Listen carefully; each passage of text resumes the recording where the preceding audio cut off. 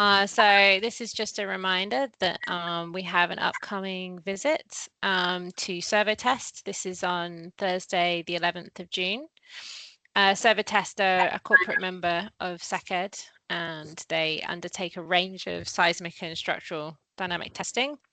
And their facilities include a number of different machines, as you can see on the slide here, including multi-axis shake tables. So this is an opportunity to tour the facilities and hear about their latest work. Servotest are based near Egham, which is to the west of London, and as you can see there, we'll be meeting, this is a daytime visit, meeting at 10:15 in the morning at Egham Station, and then transport will be provided to the facilities. This is only open to SECED members, but of course, you are welcome to join SECED, and information on joining can be found on our website. It is free to attend, but registration is required. And again, the link for that registration is on the SECED website.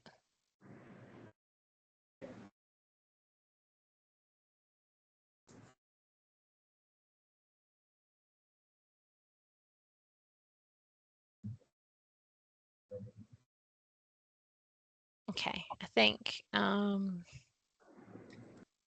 let's get started. It's 6:05 now. So welcome everyone. I'm Jenny Pattison. I'm an associate at Arup. I joined the SECED committee about a year ago. So this is my first time chairing a talk. This is the last SECED talk before the summer break, and we'll be back in the new year. We are co-badging this event tonight with the Earthquake Engineering Field Investigation Team, or EFIT. So those of you who are perhaps less aware of SECED, we regularly hold evening talks on earthquake engineering and civil engineering dynamics, and you can see upcoming talks advertised on our website. So tonight, the talk is on recent advances in EERI's Learning from Earthquakes program. There will be time for questions at the end of the talk. There is a Q&A function available, so feel free to drop any questions that you have during the talk in there, and we can field the questions at the end. You'll also be able to unmute yourself if you prefer to ask your question in person. The meeting this evening is recorded, so and the recording will be shared on our YouTube channel, so please don't share any information that you don't wish to be made available online. So tonight we're taking advantage of having an online meeting and being joined by two presenters from the United States. As I said, they're going to be talking about EERI's Learning from Earthquake program, which is also known as LFE. LFE have been undertaking earthquake reconnaissance for over 50 years. So it'll be really interesting to hear about all of the experience that they have and how their approach to reconnaissance may vary to how we do it here in the UK. The talk this evening is going to cover some recent developments to earthquake reconnaissance in the US, and there's a particular focus on the deployments following the earthquake in Turkey in 2023. Our presenters will give a bigger introduction themselves, but we're joined by Dr. Mike Mieler. He's a colleague of mine in the Arup San Francisco office.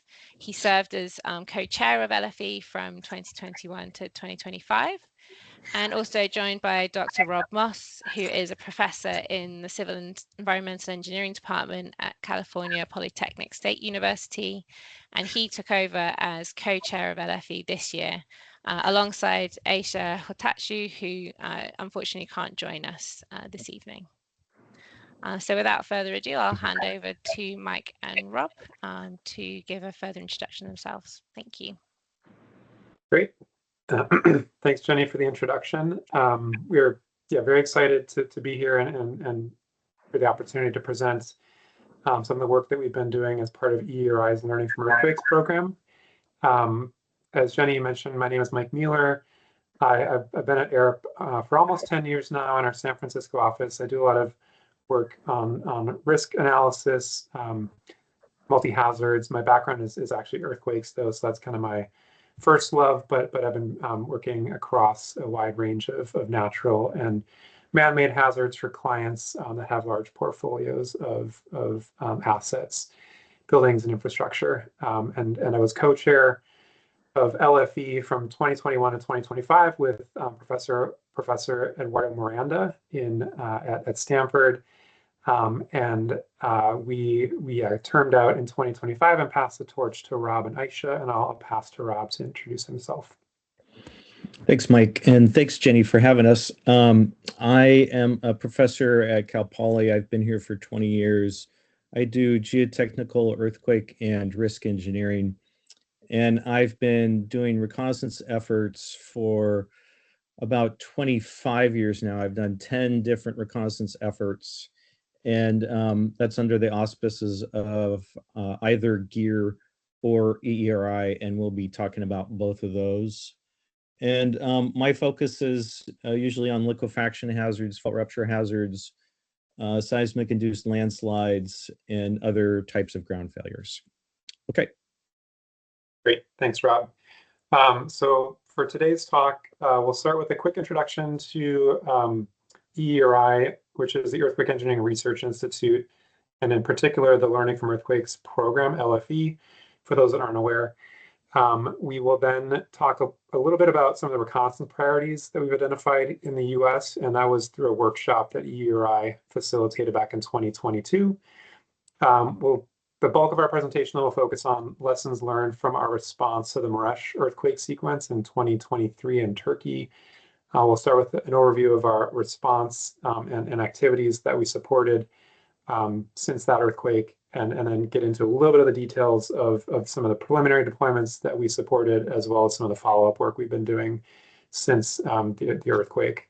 And then we'll close out with some future direction for LFE, and then, as Jenny mentioned, save a good amount of time at the end for some Q&A. So feel free to put those in the chat as they come up, and or save them for the end and ask them in person. Okay, so quick introduction to LFE and EERI. So EERI is the leading nonprofit membership organization that connects those dedicated to understanding earthquake risk and increasing earthquake resilience in communities worldwide.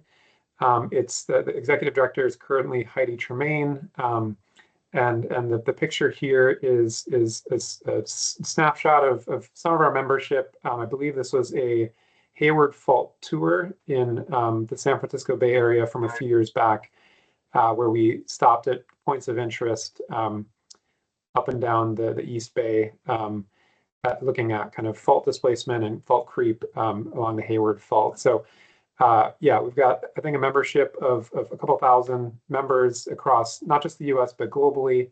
And the Learning from Earthquakes program is the flagship program within EERI, and has been conducting earthquake reconnaissance for over 50 years. It supports multidisciplinary teams that integrates academics and practitioners, and we'll highlight some of that in the Turkey deployment in particular. But we responded to over 300 earthquakes across 50 countries, yeah, I think we got all that kind of previous reports and photos from those deployments and teams are on the Learning from Earthquakes website link on the screen. So the mission of LFE is to accelerate and increase learning from earthquake-induced disasters that affect the natural, built, social, and political environments worldwide. And so to support this mission, we engage in a range of different activities following an earthquake, starting with reconnaissance team coordination. We'll organize initial calls in the hours and days after an event, organizing the various teams and researchers that are typically respond to earthquakes in the US and globally. If the event is significant enough, we'll launch either a virtual or physical or combination of both clearinghouse, a physical clearinghouse location where people that are in the field can kind of go to in the mornings and the evenings to debrief and share findings. And then if it's maybe a more international event, or maybe not as significant of an event, in the US, we'll open up a virtual clearinghouse where you can upload photos, share initial reports and other data from kind of that initial reconnaissance. And then we might also launch a virtual earthquake reconnaissance team. So that's a specific kind of subgroup within LFE that is tasked with essentially reviewing publicly available information coming out from the impacted region after an earthquake and compiling that into a report that then LFE uses to inform kind of decisions about deployment levels, and then also becomes a resource for the broader community. We will typically share that report once it's available with EERI membership. It goes up on the website, and other researchers globally can kind of see a quick kind of snapshot of initial impacts after an earthquake. We try and get that out within 48 hours of an event. And then if it's warranted, we'll follow up typically with some immediate reconnaissance field teams, like we did in Turkey, and then what we're calling resilience reconnaissance field teams, which are kind of more longitudinal studies looking at maybe 6 months, 12 months, 2 years after an event to monitor and document recovery. And then, with all this great information that we're gathering in the field and remotely, we will have, briefings and webinars. We'll publish reports for more significant events, as well as journal articles in our in-house journal, Earthquake Spectra. And then the last thing is our travel study program, which is, maybe 3 to 5 years after the event, sending younger engineers out of the field and pairing them with kind of leaders in reconnaissance to investigate kind of long-term recovery and just train them up on reconnaissance practices and protocols, and kind of make sure the next generation is well positioned to pick up the mantle in terms of earthquake reconnaissance. So that's a quick overview of LFE. I wanted to get into this program alignment plan that we pursued, I think, around 2021, 2022, as a kind of a means to sort of refocus EERI's overall operations on the Learning from Earthquakes program, and make that it is the flagship program, but I think we'd sort of lost focus of that over the years. And so what we did here was a strategic realignment of all the great work that EERI is doing, beyond LFE, and kind of making sure that's plugging into supporting, our attempts to learn from earthquakes. So there's an opportunity to streamline those activities, to sustain the focus on individual earthquakes over time instead of just, the initial few months after an event. We also clarified roles for LFE volunteers and distributed the workload more equitably or kind of across staff and volunteers. There's a very small staff at EERI, and then also just most of the work that takes place within LFE is volunteer led. So making sure that we're not overburdening our volunteers, and then importantly, also creating more opportunities for EERI members to participate in LFE. We've gotten a lot of feedback about, lots of interest in LFE and participating in reconnaissance, but not a lot of opportunities. So what you see on the right is kind of this updated governance and program structure that we developed for LFE. So the co-chairs sit in the executive committee, and then underneath that, there's a larger program committee that just kind of full of, members are past co-chairs and other kind of leaders in the reconnaissance space. And then beneath that, we've got our operational committees. So the virtual earthquake reconnaissance team, VERT, as I mentioned before, and the travel study program are these operational committees. Then we have these ad hoc earthquake committees, which are kind of a new feature where we essentially try to identify like 1 or 2 kind of co-chairs or response leads for a significant earthquake. And so they'll be the ones responsible for kind of reporting like updates and other relevant information to the committees. And so these are kind of formed more, as the need arises, and then probably sunset after a certain amount of time. And then these are kind of our standing, what we're calling reconnaissance advisory committees. And I'll get into that in a little bit, but that's kind of our overall structure. So what we try to do is expand opportunities for people to plug in across these different areas, as well as kind of distribute the workload from the co-chairs down through the whole kind of committee structure.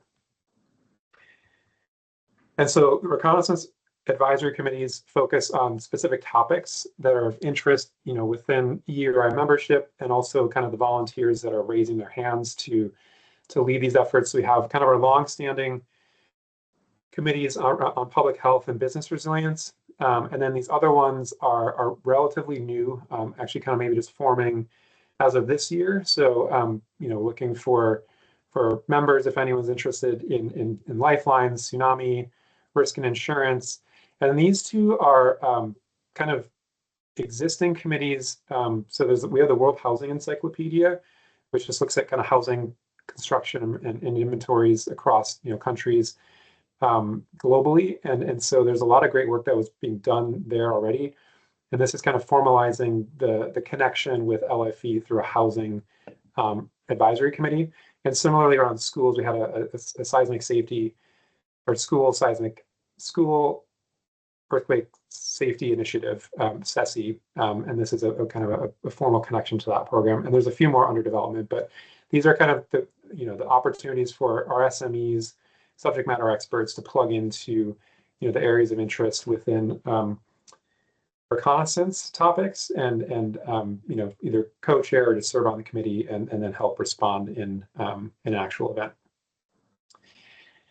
And then kind of our focus, and then the other thing I mentioned was, kind of taking a more strategic approach to monitoring actual earthquake events across both kind of the immediate, impacts, as well as kind of the longer term effects and recovery. And so we've created these ad hoc committees and led by individuals, volunteers within LFE, to help coordinate reconnaissance and understand the impacts to the affected region over time, to take the lead on disseminating and sharing those findings and lessons learned with EERI membership and beyond, and then to connect with our advocacy arm, which is the Public Policy Committee, to promote any kind of necessary change that we see coming out of the findings, the lessons learned from that earthquake. So there's a kind of a new role for us, piloted on the Turkey earthquake. And yeah, when it's more additional significant earthquakes occur, we'll be expanding this and creating more opportunities for other folks to plug in. And then this is just sort of a catch-all, showing some of the other things that EERI is connecting better to LFE.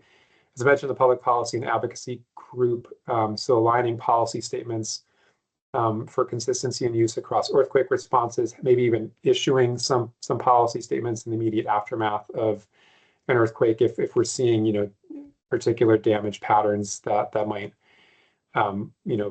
be relevant to practice in the U.S. and trying to raise awareness of that issue within the politicians and decision makers in California and beyond. We'll also have webinars after earthquakes to share findings. We'll have conference tracks and sessions at EERI's annual meeting to dig in more detail to technical topics and policy findings. We have Earthquake Spectra, which is our journal, and that's has become a key vehicle for sharing findings from earthquakes over time. And then also we have all these regional chapters across the U.S., and they could be kind of our conduits for conducting local reconnaissance, especially kind of longitudinal over time reconnaissance if there ever is an event that affects one of those regions. So that's some of the background work that we've been doing within EERI to kind of better align our different programs and improve our response in general. And after that inward-looking effort, we then started looking outward. And in 2022, we organized a reconnaissance coordination workshop following the 12th National Conference on Earthquake Engineering in Salt Lake City. And so we convened about 55 researchers representing 40 different organizations involved in reconnaissance in the US. That includes numerous extreme events research groups. There's GEER, which is geotechnical, STEER, which is structural, and SSEER, which is social science. We involve federal agencies like NIST, NSF, USGS, and then state agencies in Utah, California, and beyond. And so the format of this workshop was kind of a hypothetical situation. We asked participants to envision that they're 2 years out from a major US event, and we wanted them to kind of think about and share the desired impacts that they would want to have had from reconnaissance activities 2 years out from this hypothetical event. To also think about any coordination challenges and gaps that they foresee that might block the ability to achieve those impacts. And then thinking about kind of the next few months or even the next year, what are the next steps that they could take to kind of address those coordination challenges and gaps. So it's a really enlightening experience, able to think more holistically beyond like what's EERI's purview in the reconnaissance landscape, and kind of coordinate better amongst all of the actors in this space. And so from this workshop, we kind of generated recommendations across 6 different areas, from workforce to research agenda, plans and protocols, data collection and management, outputs and dissemination, and then changes in policy and practices.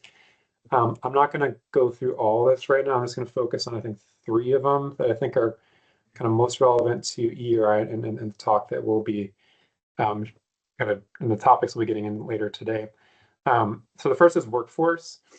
We need a multidisciplinary, inclusive, well-prepared, and sustainable reconnaissance workforce. So in order to do that, we need better preparation and training. There's a lot of great resources that are coming out of the Converge Center, which is a National Science Foundation-supported initiative to essentially develop training materials for reconnaissance teams and individuals. We want to see increased participation across, not just engineers, but other disciplines, and certainly, across different levels of junior, like senior engineers and leaders, all the way down to early career professionals. We want those teams to be interdisciplinary, and then we also want broader involvement. So looking at emergency managers, building officials, and then members of the affected communities participating. In terms of outputs and dissemination, we want to create timely and enduringly useful research products, reports, and information sharing events that meet a range of different audiences' needs. And so, we'll get into some of the work we've done following the Turkey earthquake to address kind of dissemination. But I think one thing that we wanted to really work on is kind of the communication between, or the interactions between, the affected communities and the researchers, how that be more of a two-way relationship rather than us kind of just extracting information from them, but using the information that we are able to gather and use that to help inform recovery of the local communities. So I wanted to highlight that one in particular. And then the last topic was, our theme area was around changes in policy and practices. So I think, we want our reconnaissance work to support recovery and increase resilience via new policy and construction practices backed by increased public understanding. And so that is kind of one of the first items there on the left, so that people understand the risk and kind of why, their communities responded the way that they did. And then that will help, I think, inform and create kind of that support for updated regulations, codes, and construction practices. And then, just kind of, I think, kind of building on that, making sure that we've got bring resources to bear to support long-term recovery, and then, using those lessons to clarify our research and development agenda moving forward as a group.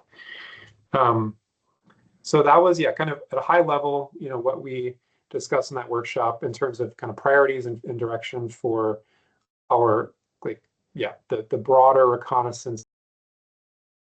Then we took those topics and kind of carved out specific areas where we think EERI has an important role to play in earthquake reconnaissance. And this is kind of two pages from that report, which is linked here on the right. There's two versions. There's a full report and a graphical summary. I won't go into this in a lot of detail right now, but this was kind of really instrumental in helping us as, co-chairs of LFE kind of prioritize what we want to be working on in the coming years. And this is still a very relevant resource for EERI, even now that we're 4 years out from that exercise. So yeah, I just kind of wanted to share that that context before we got into our response to the 2023 Turkey earthquake, because I think a lot of this work laid the foundations for how we responded to that earthquake. And so we're going to get into that now, and an overview, first starting with just an overview of EERI's response to that event, and then we'll dig into some of the deployments that we supported and some of the lessons learned from that. So just a quick overview of the earthquake. I'm sure you guys are all familiar with this, but the sequence was started on or took place on February 6th, 2023, affected 11 provinces in Turkey with a total population of 14 million people. There was a magnitude 7.8 and then a 7.7 earthquake. And so what we're seeing on the screen here are the peak ground acceleration contours for the magnitude 7.8 event. The two earthquakes resulted in over 50,000 fatalities, 100,000 injuries, displaced 3 million people, and generated over $100 billion in losses, representing about 10% of Turkey's GDP. So in terms of seismic demand and building damage, what's on the left here is the spectra for a couple of the stations, the seismic instruments in Hatay, showing that the recorded accelerations exceeded both the design basis spectra and the MCE, especially kind of at the mid to long period range, by a significant margin in some cases. This is again just for that one location, but we kind of see similar trends in other cities.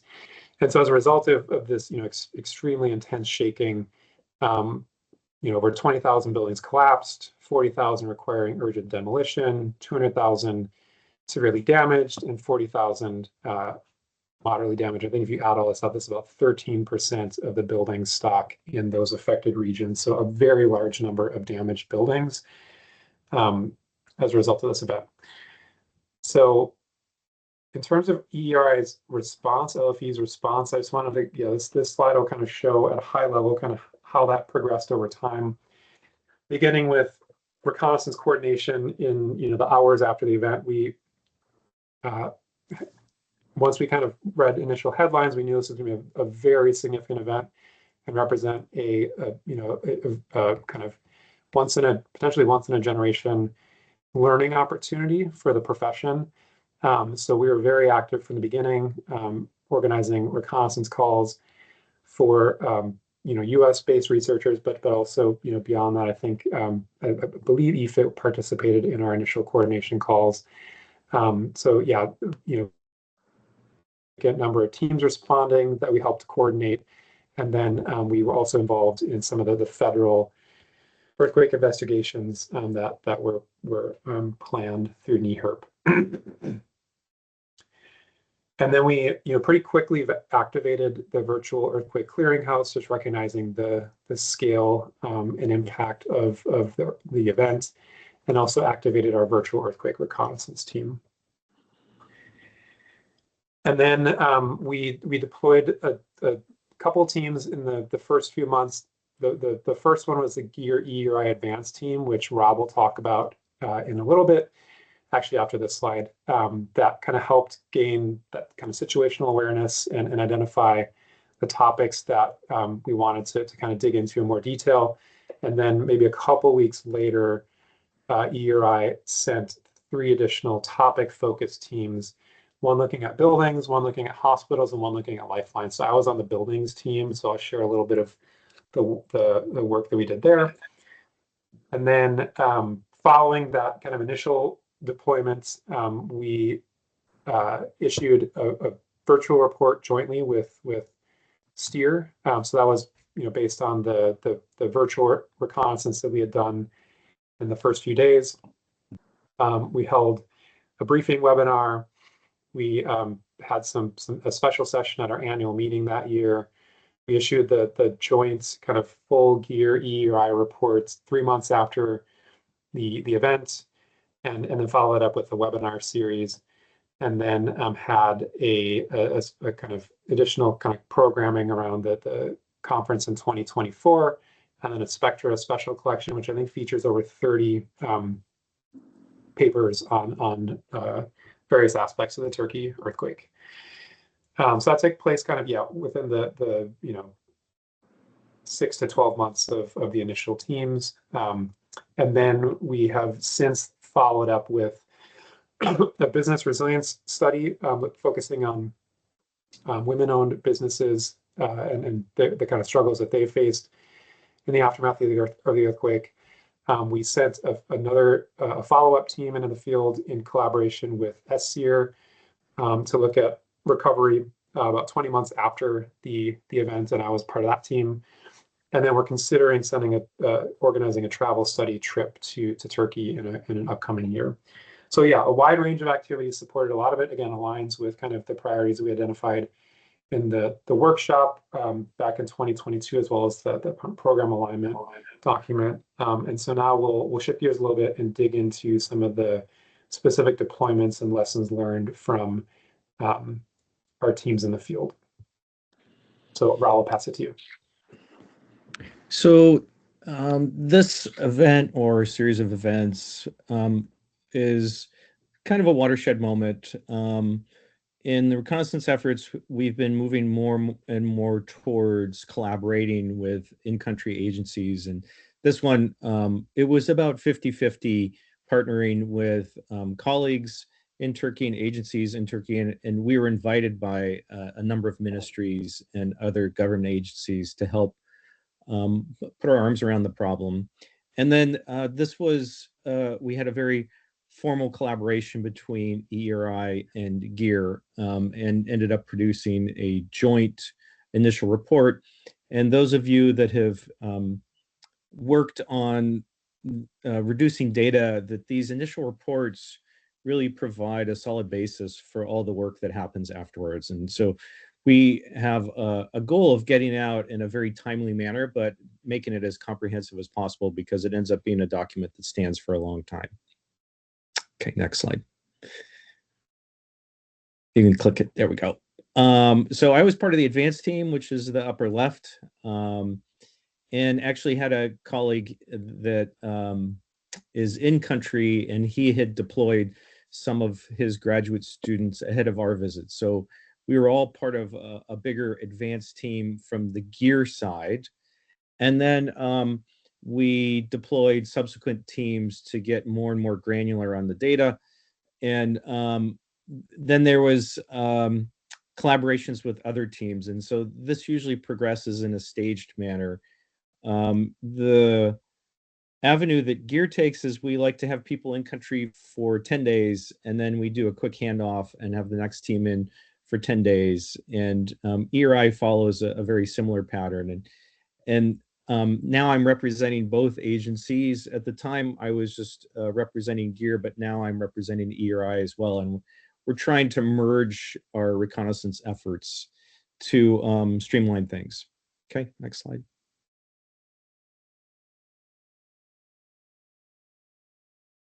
Our objectives, and this is the GEAR objectives, which are different than EERI's objectives, but we provide the loading. So we try to document the ground shaking from a source path site near fault. And this, there was, now that we parse it, there's actually 4 events. There was the 7.8, 7.7, there was an aftershock that was 6.8, and then there was a subsequent event that was a 6.4. And so trying to document all that, then the ground failure, liquefaction, landsliding, fault rupture, rockfall, foundation failure from a geotechnical perspective. And for this event in particular, the dams ended up being one of the big takeaways. Of course, buildings and homes where we have ground failure are important, but the dams ended up informing a lot. And then infrastructure performance all over. And there was a lot of infrastructure to cover because there was a large damaged region. And so tunnels, pipelines, railways, highways, highway bridges, dams, port facilities, you name it. We have a lot of ground to cover. Okay. So I just wanted to talk about one of the follow-up deployments that EERI organized. So as I mentioned, we had topic-focused teams on hospitals, lifelines, and buildings. And so I was on the buildings team, and the members are listed on the screen here. So we had, I think, 6 folks from the US join colleagues in Turkey. And they were kind of the keys to giving us access to the sites that we wanted to visit. And so kind of that partnership was critical in ensuring the success of our deployment. So we covered a lot of ground shown on the right hand side here, but in general we wanted to observe the performance of a wide range of structure types and occupancies, with a particular focus on newer construction, because what we wanted to know was how good design and good construction performed in extreme shaking intensities. And so we try to focus on locations that had experienced strong levels of shaking, so that we could correlate structural damage with the ground motion intensities that were observed. And so that was the overall intent. So we visited about 126 sites across 6 days and documented damage to about 167 buildings, which are shown kind of the distribution of structural systems. Building occupancy and number of stories are shown below, but most of the buildings we visited were 6 to 10 stories tall, residential, concrete construction, which aligns with the region's predominant construction patterns. And so I'm not going to get into some of the damage that we saw, but what I want to focus on is something that we did with the data that we collected in terms of kind of validating existing analysis tools and fragility databases. So we were able to get estimates of shaking intensity, I believe, from some of the work that Gear was doing. We could give them a lat long, or maybe it was USGS, I forget. It was Buckris was the researcher that we were collaborating with, but we could give them a lat long for the site, and they would provide peak run acceleration and spectral acceleration estimates for actually I think the 3 different main events for that site. And then based on our observations from the field, we would classify the building damage level to a kind of a standard definition. We used HAZUS for that, and then derive empirical cumulative density functions or distribution functions that we can then compare to existing fragilities. And the existing fragilities that we leveraged were from the global earthquake model, GEM. And so we used a limited data set to kind of perform a preliminary validation of some of the models that I use actually quite frequently in the work that I do on the risk side. And so this shows kind of correlation between damage and shaking intensity. So on this figure here, we've got peak run acceleration or spectral acceleration for each of the sites that we have visited, and then the maximum peak run velocity across the 3, and this is across the 3 different earthquakes that we had data for, and based on kind of the estimates from USGS and Gear. So we can see a pretty wide range of intensities observed. But when you get above 1 G of acceleration and 100 centimeters per second in velocity, you're typically just seeing extensive or complete damage. That's the orange and yellow icons or pins. Below that, it's a little bit harder to kind of pull a trend from that.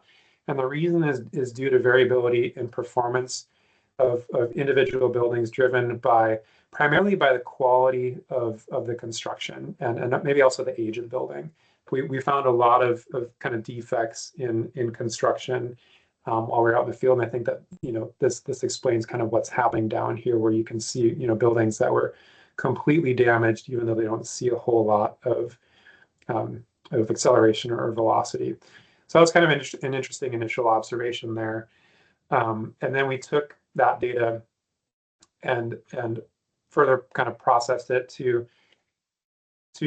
develop these empirical CDS, which are the black dots here. So we have is it showing a range of gem fragilities for different types of concrete buildings. These are focusing on 8 to 12 stories. And this curve here on the left is showing extensive damage and in terms of kind of hazardous definitions, and then complete damage here. So we can see actually pretty good agreement with the observed data and the kind of predictions from the gem fragilities for extensive damage, but starts to kind of, a little bit of a deviation for extensive. And I think, when we looked into this in more detail, it's due to the fact that there are a large number of buildings in a particular city of Diamond that had pretty significant construction defects from a local contractor that essentially caused a lot of them to fail at really low shaking intensities. And so they were classified as complete damage, but kind of outliers in terms of performance. And I think that sort of highlights some of the lessons learned from this validation study, which is documented in more detail in this Spectra paper here. That I think we need a larger sample size in order to kind of to support more robust validation studies and kind of more confidently say, hey, like, we think these fragility curves are doing a pretty good job, or no, we need to tweak them.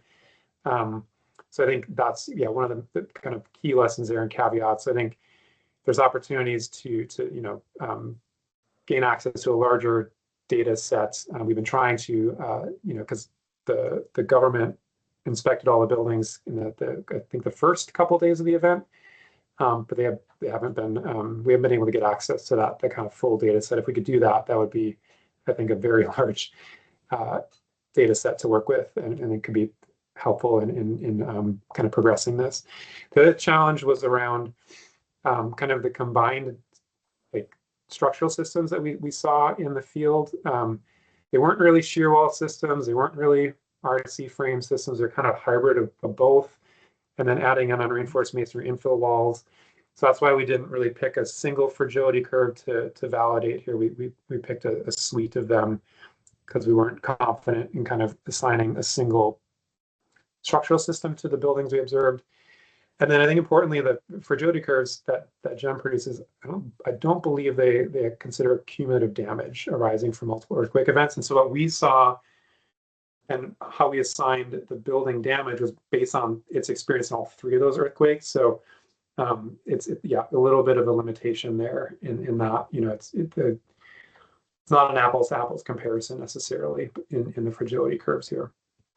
And then just in terms of general lessons from the field, I think it's really easy to overlook good performance when you're out there. A lot of times you want to go to kind of the areas most heavily damaged, and it's you could kind of be in the heart of there's significant building collapses like shown here in the image, kind of in the background. But then if you turn around and look across the street, you see a building that's still standing. And so we actually we lost an engineer for a few minutes. We didn't know where they went because they went into here to look at kind of how this building was doing. I think it's just a nice kind of lesson to we want to understand why buildings do well in addition to why they fail, and then also not overlooking the importance of non-structural damage, which to non-engineers can be interpreted as significant. We found that significant cracks in infill walls were preventing people from reoccupying what were otherwise structurally sound buildings. And I mean, it makes sense. Like, those are pretty scary damage to look at. And yeah, so I think just kind of recognizing that, it's more than just the structure that will kind of, and the damage level that will determine kind of its outcome, and keeping that in mind when you're designing.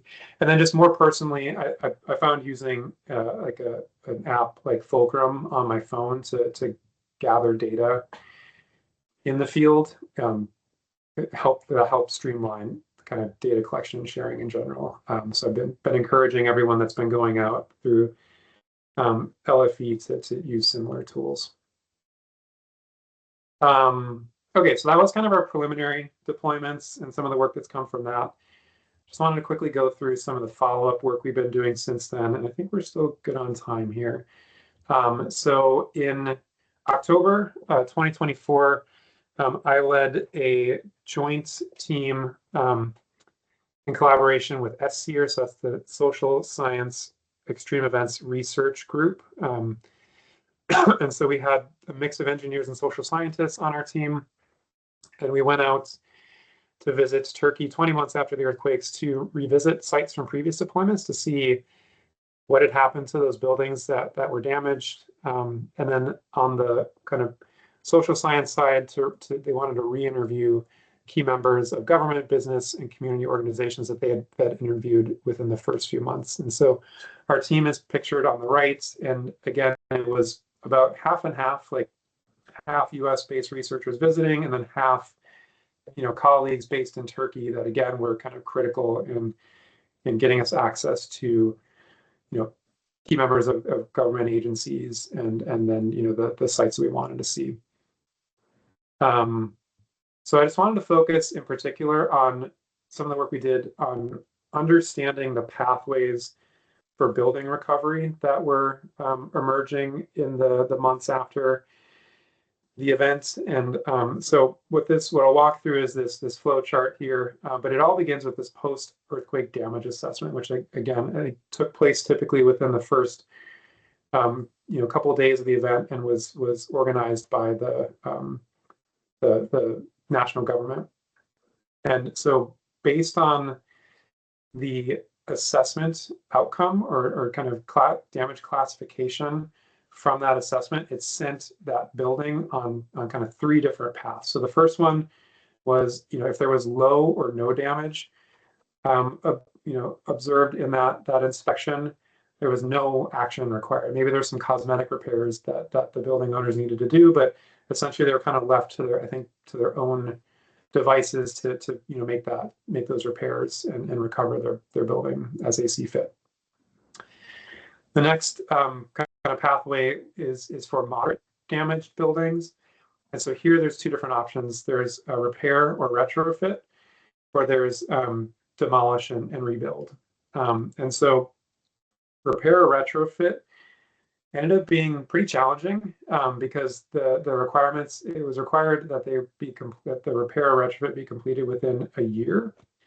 And there was a government subsidy or loan available for the building owners, but it was about 400,000 Turkish lira.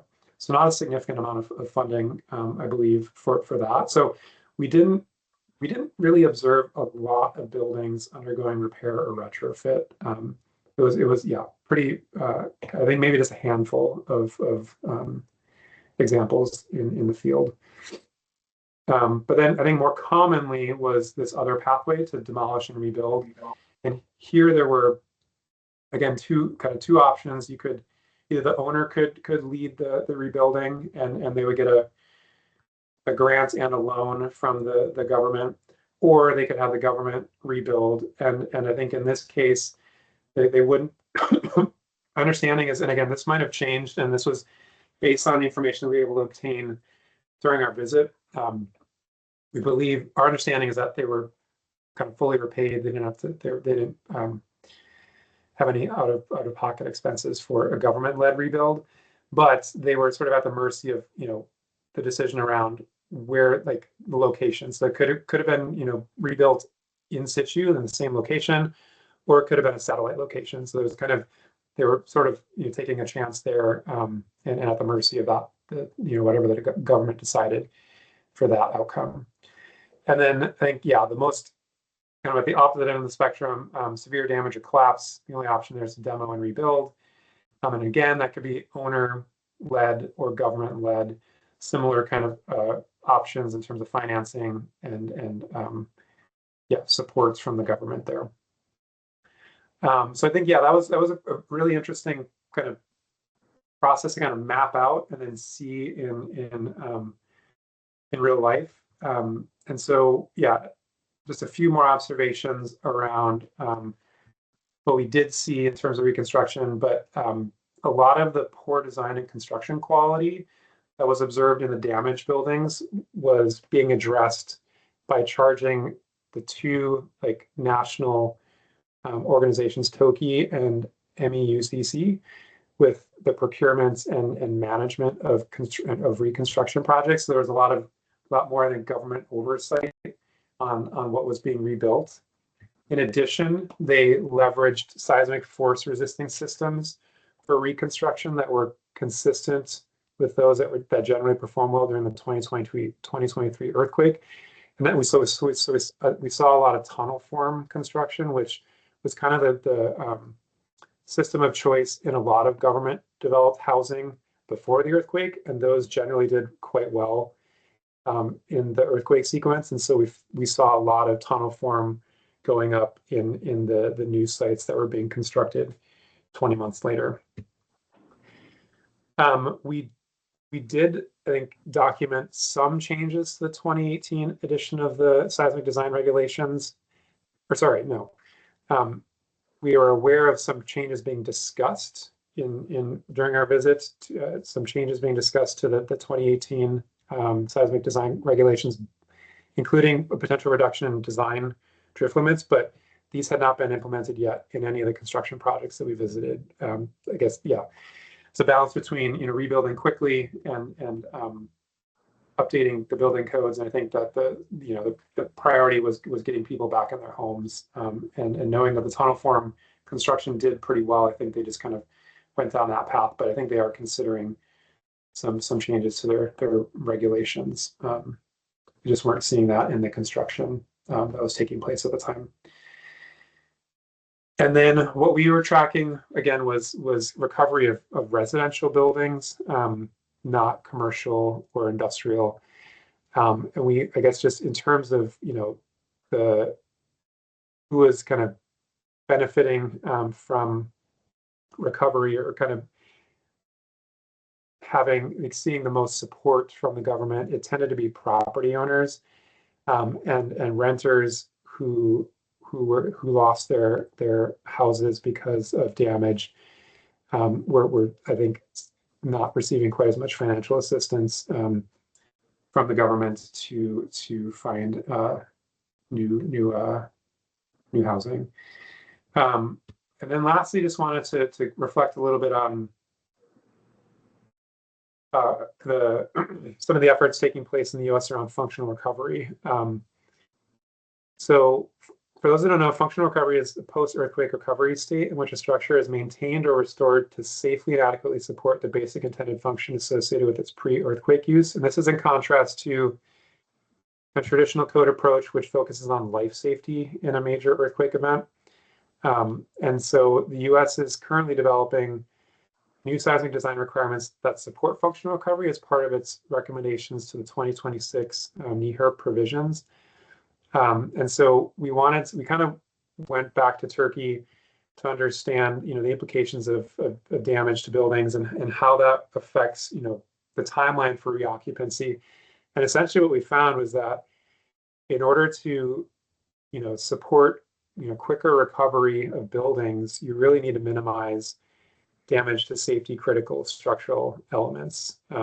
If there is that damage, I mean, we observed that in a couple buildings in our initial visit. Either those buildings were demolished and were in the process of being replaced, or they were still undergoing retrofit. So 20 months later, still nobody in those buildings.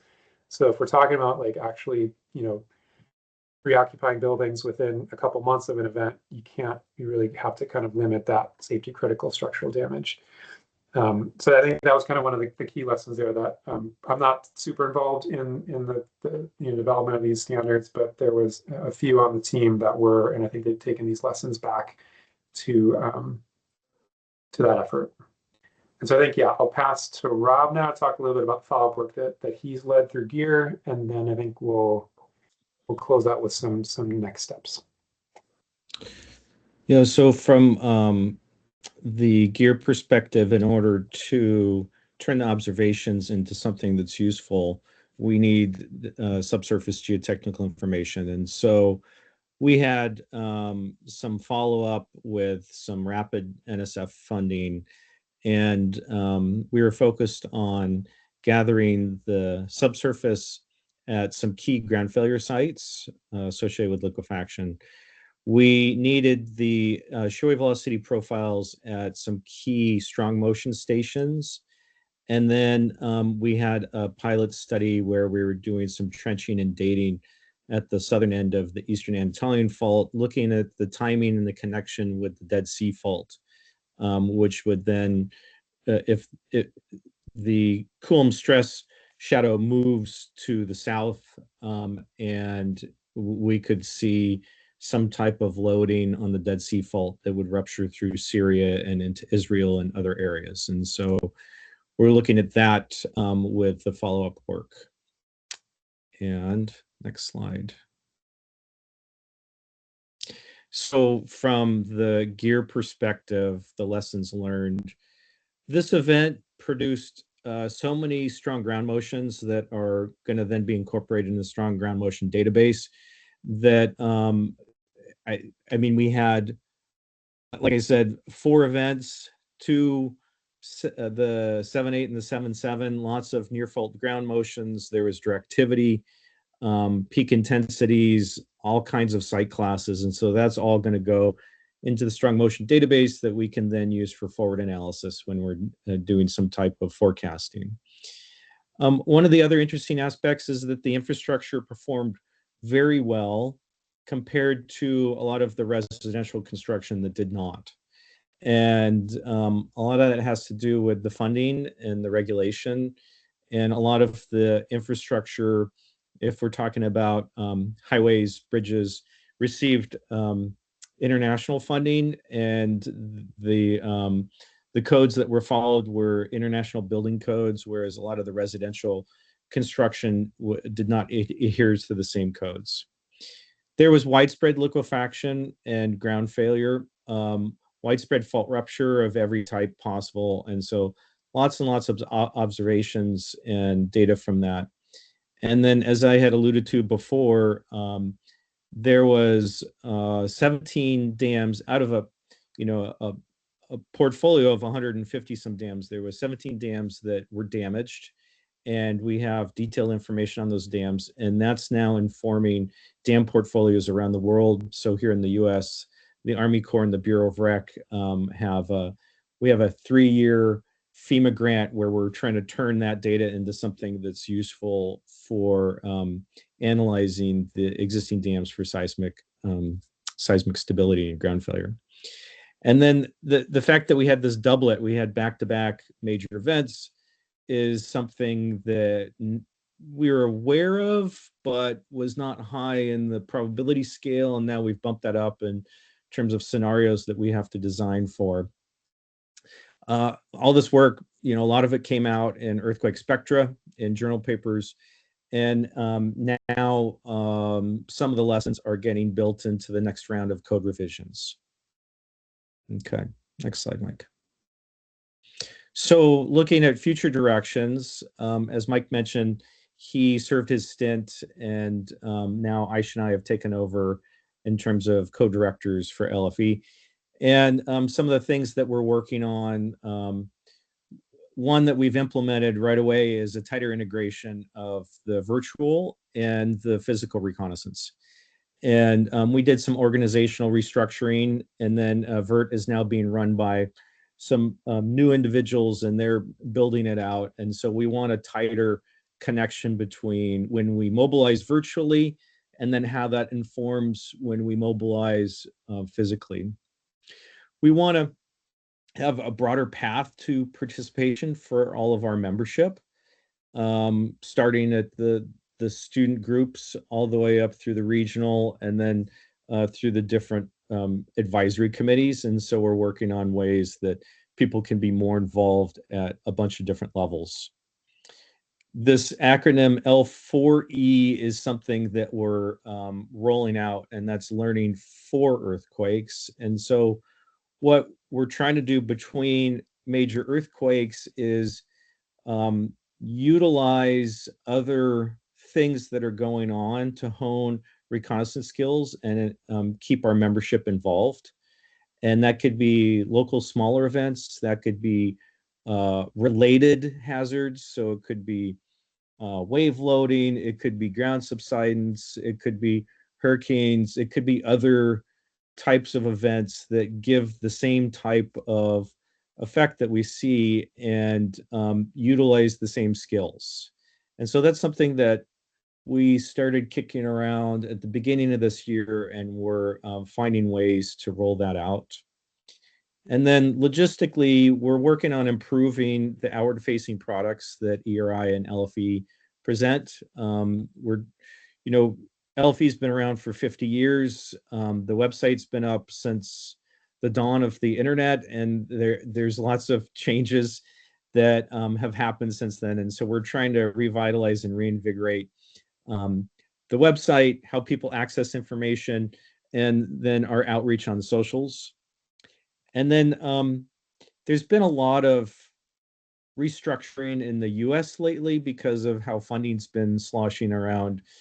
And EERI's role and LFE's role in terms of the clearinghouse has become more prominent. And we're trying to flesh that out right now because some agencies that are involved are not having as much participation, and we're still standing because we're a nonprofit and we have an endowment, and we're going to continue to stand.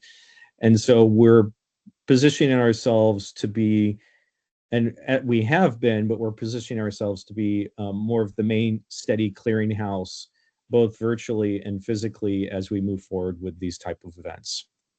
So that's what we're, the changes and the aspirations that we're moving towards.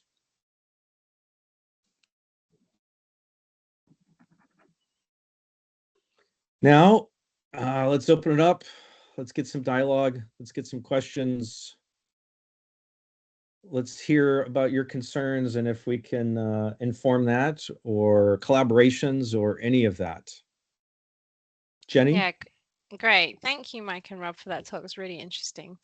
So yeah, if people do have questions, please put them either in the Q&A, or you should now be able to unmute yourself and turn on your camera if you'd rather ask in person. Maybe you can raise your hand as well if I know who wants to go first.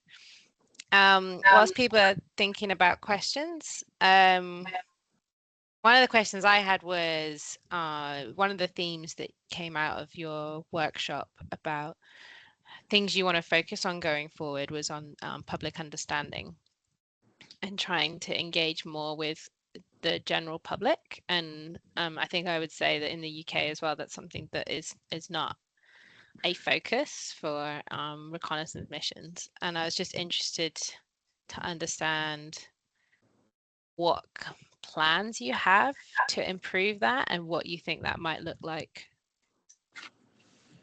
Yeah, I can speak to some of the work that we've done. I think it's primarily through the Public Policy Committee, where we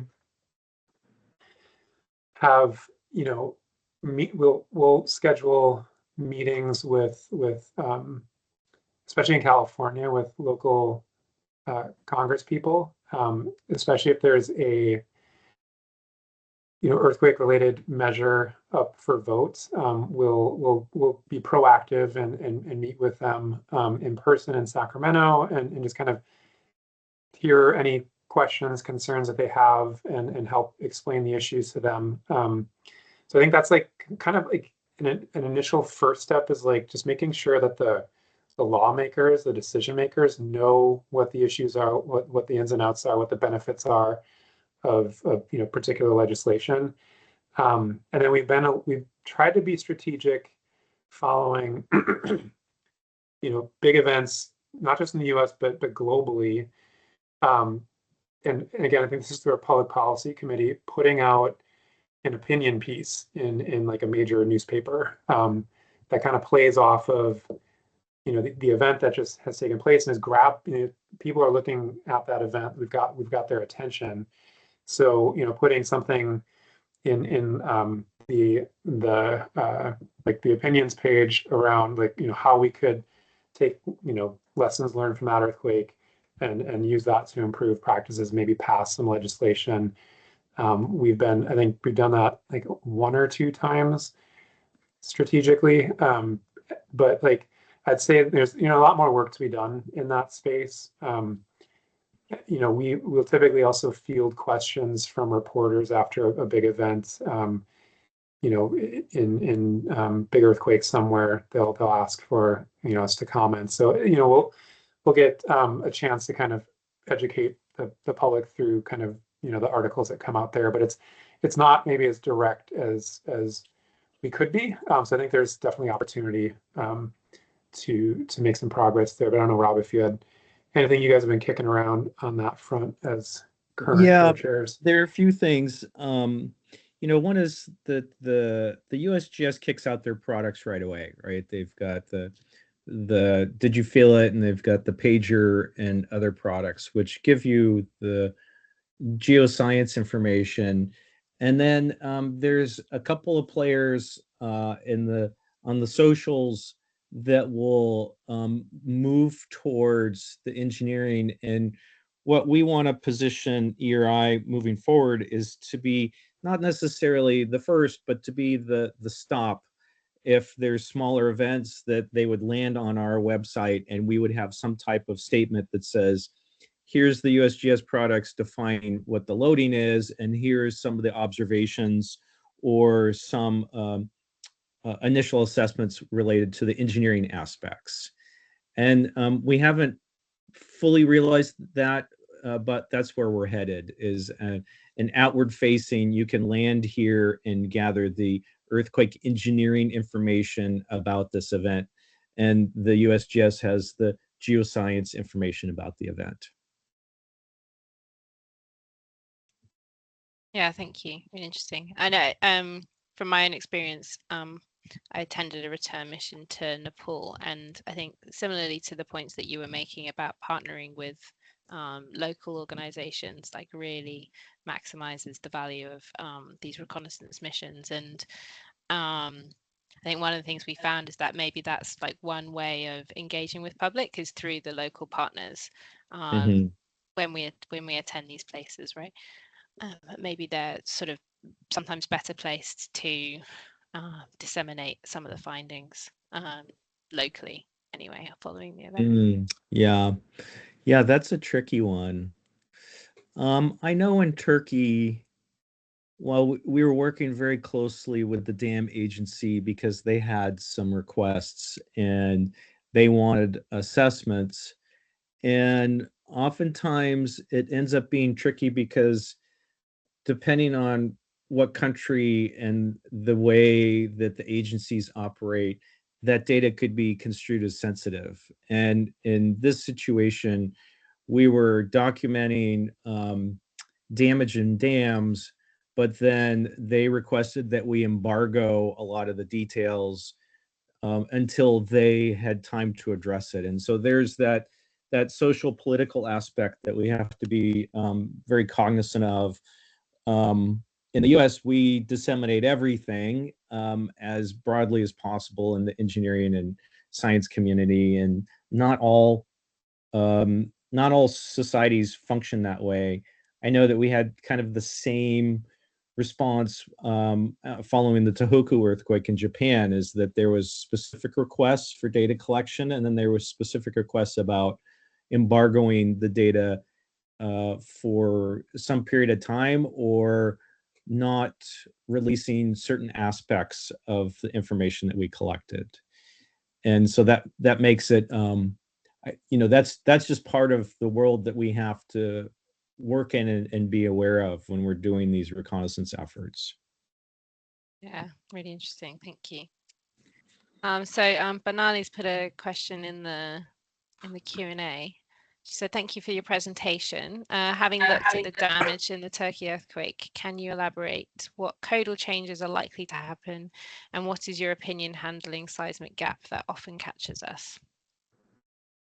Yeah, I can take a crack at that.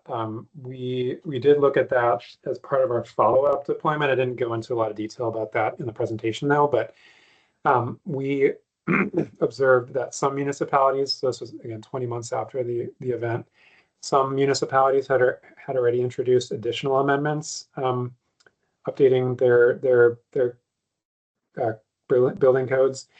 But that in general, the efforts to revise the kind of national seismic design regulations were ongoing. At the time, I think there was a preliminary draft out of just an implementation guide that was being shared informally for feedback with from practicing engineers in Turkey. And in that, I think there was a potential mandatory requirement around the amount of shear walls as a function of total building area. So maybe adjusting that or introducing that requirement. And then I think previously the interstory drift limit for kind of a reinforced concrete construction with infill was, I think it was close to 2%, but they're considering reducing that to just 1%. In the future iteration of the code. So yeah, I think I haven't been kind of following that since getting back. Hopefully there's been some progress and formalization of kind of what we saw in draft, but I think yeah, that's at least what I can speak to based on like information that I have at hand. When you're talking about the handling the seismic gap that often catches us, could you maybe elaborate on what you mean by that? I'm not sure if I fully follow, or if I've answered that already. Maybe I don't know if I've answered that, but.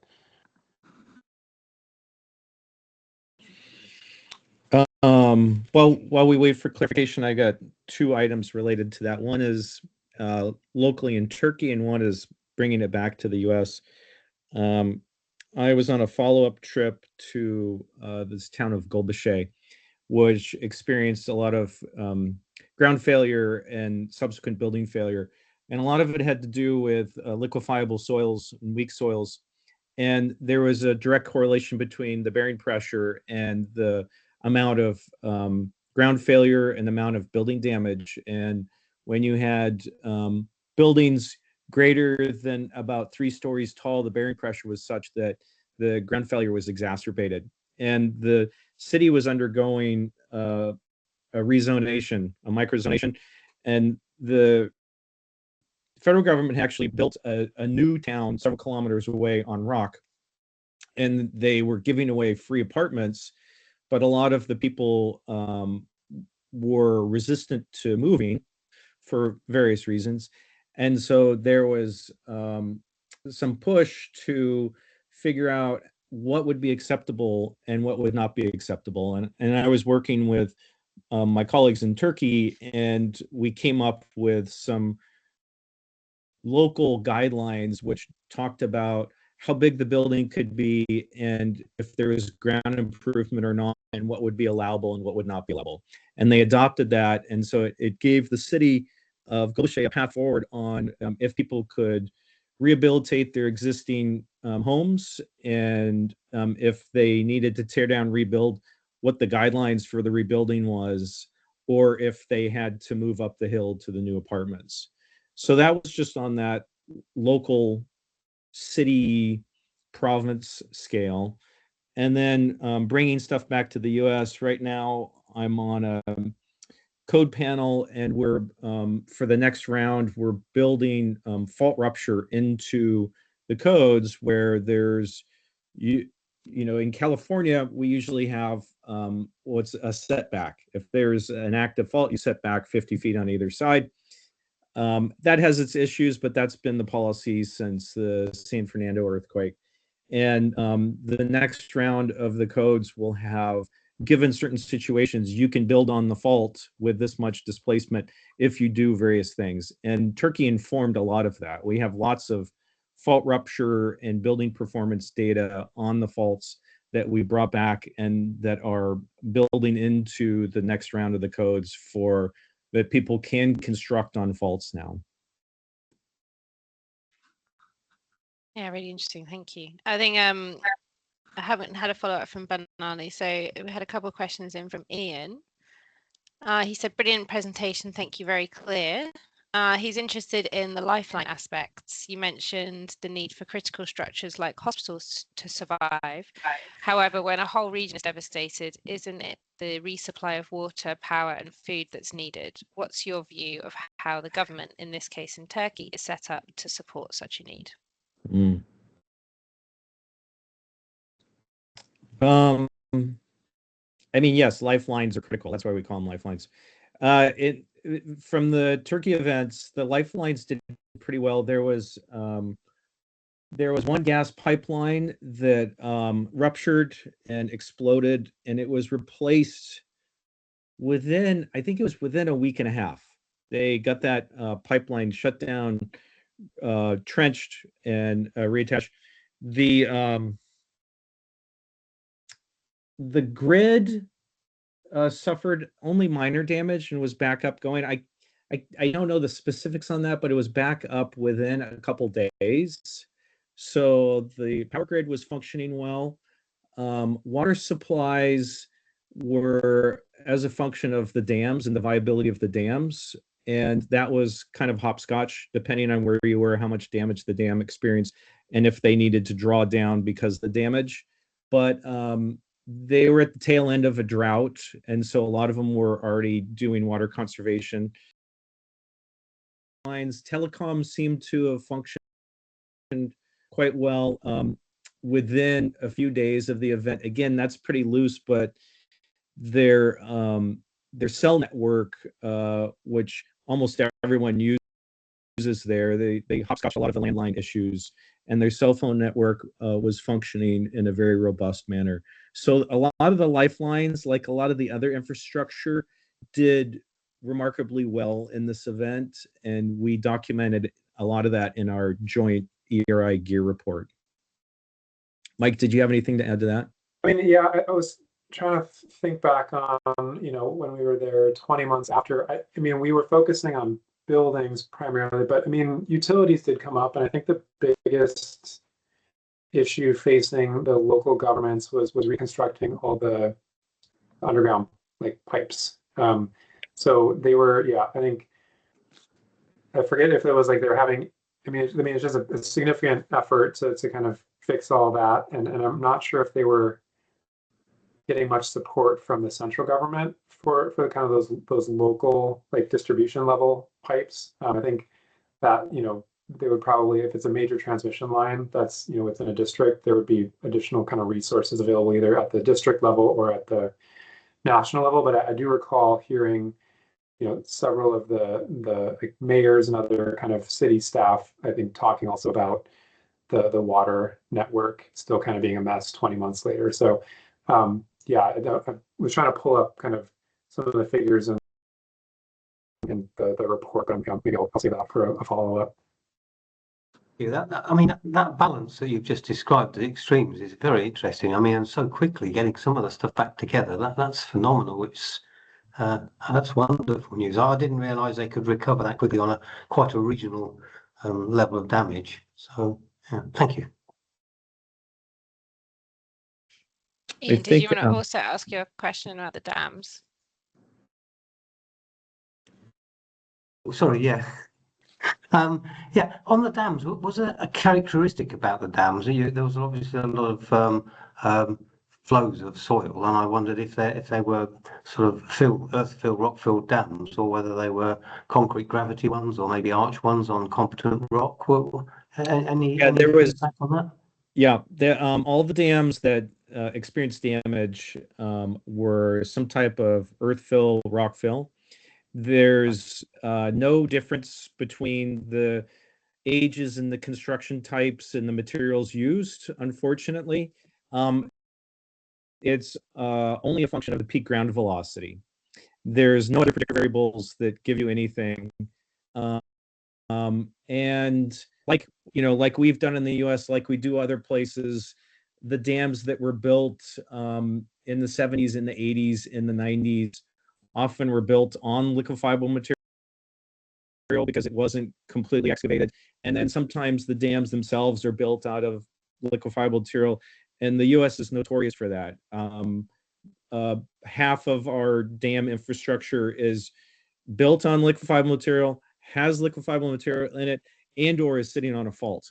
And so now we're just going through and trying to triage based on the risk level and the vulnerability. But yeah, there was, you know, the fault, the Eastern Anatolian Fault. That's a major river valley, and it is because the river follows the fault, and then that's where the water is. So that you put the dams, and then we tend to build our dams without forethought to how bad the hazards could be. Very clear. Thank you so much. That was very interesting. Good question. Cheers. Yeah. Okay, great. I think if there's no more other question, I just had one more before we close. I think you said looking forward, one of the things that you're looking to integrate better is the collaboration between the virtual and the physical reconnaissance efforts. And I think that's similarly in the UK at the moment. And I was just interested to know, like, kind of what technology or kind of what benefits that you think are really going to come about as a result of kind of the increased use of virtual reconnaissance.